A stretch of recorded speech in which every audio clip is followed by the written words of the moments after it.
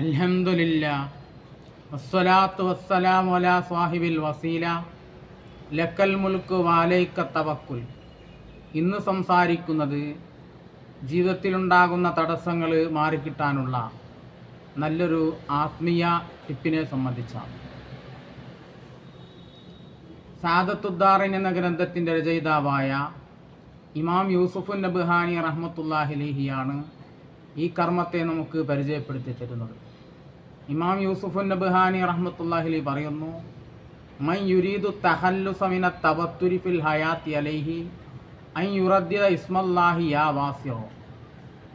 ജീവിതത്തിൽ തടസ്സങ്ങൾ ഇടങ്ങേറുകളുള്ള ഒരു വ്യക്തി അള്ളാഹുവിൻ്റെ നാമമായ യാ വാസിഉ എന്ന നാമത്തെ പലവട്ടം ആവർത്തിച്ചു ചൊല്ലി, എന്നാൽ തസൂലുൽ ഖവാഇഖു, തടസ്സങ്ങളെല്ലാം നീങ്ങിക്കിട്ടുന്നതാണ്.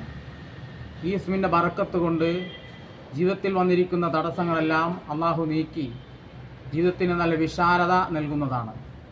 അള്ളാഹു ഈ ഇസ്മിൻ്റെ ബറക്കത്ത് കൊണ്ട് എല്ലാ തടസ്സങ്ങളും പ്രയാസങ്ങളും നീക്കി നമുക്ക് ജീവിതത്തിൽ ബറക്കത്ത് നൽകി അനുഗ്രഹിക്കട്ടെ.